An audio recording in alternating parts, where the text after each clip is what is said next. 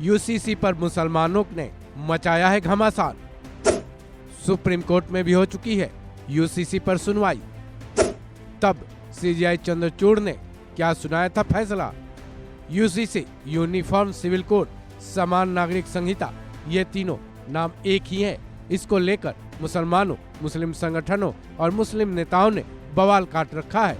हर तरफ इसको लेकर विरोध के स्वर सुनाई पड़ रहे हैं। उत्तराखंड विधानसभा में यूसीसी बिल पास कर दिया गया है। वहीं अब गुजरात और मध्य प्रदेश में इसको लेकर तैयारी शुरू हो चुकी है। यूसीसी के इतिहास को पलटेंगे तो पाएंगे ये देश की सर्वोच्च अदालत यानी सुप्रीम कोर्ट का भी दरवाजा खटखटा चुका है। सुप्रीम कोर्ट में इस पर कई याचिकाएं पड़ी थी, जिसकी सुनवाई सीजेआई की पीठ ने की थी। सवाल यह है कि सीजेआई चंद्रचूड़ की पीठ ने यूसीसी पर क्या फैसला सुनाया था। ये सवाल इसलिए भी अहम है कि देश के सर्वोच्च न्यायालय के दरवाजे तक पहुंचा ये मामला कानून की नज़र में क्या अहमियत रखता है। चलिए उसके बारे में जान लेते हैं।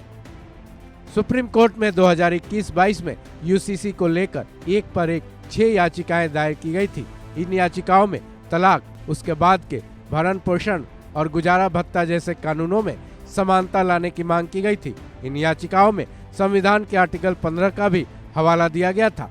संविधान के आर्टिकल 15 में धर्म और लिंग के आधार पर भेदभाव की भी पूरी तरह से मनाही है।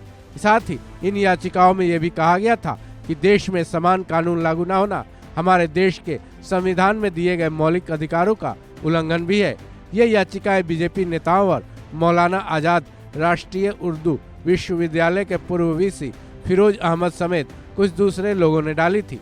जैसा कि हमने पहले भी बताया कि यूसीसी पर डाली गई याचिकाओं पर सीजेआई चंद्रचूड़ की बेंच ने सुनवाई की थी।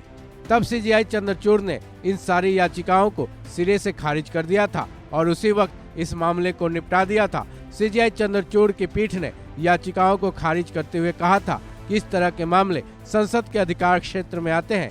ऐसे में सुप्रीम कोर्ट इस मामले में कोई निर्देश नहीं दे सकता है। इसके बाद भी एक बार यूसीसी से जुड़ा मामला फिर से सुप्रीम कोर्ट में पहुंचा था। ऐसा तब हुआ था जब उत्तराखंड सरकार ने यूसीसी लागू करने के लिए एक समिति बनाई थी। इस समिति को भी सुप्रीम कोर्ट में चुनौती दी गई थी।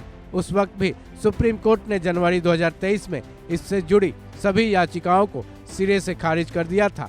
ऐसे में सीजेआई की बेंच और सुप्रीम कोर्ट से 2 बार यूसीसी से जुड़ी याचिकाओं को मुंह की खानी पड़ी है। बहरहाल अब यूसीसी बिल का रास्ता उत्तराखंड में तो साफ हो चुका है। गुजरात और एमपी की बारी भी आने ही वाली है। अब देखने वाली बात यह होगी कि इन तीनों राज्यों के बाद कौन सा स्टेट यूसीसी बिल को पास करता है। यहाँ ये भी अहम है कि अभी तक बीजेपी शासित प्रदेशों में ही यूसीसी का रास्ता साफ हुआ है। बीजेपी के विपक्षी पार्टियों वाले राज्यों में यूसीसी का क्या होगा, ये भी एक अहम सवाल है। इस खबर में बस इतना ही। बाकी अपडेट्स के लिए जुड़े रहें वन इंडिया हिंदी के साथ।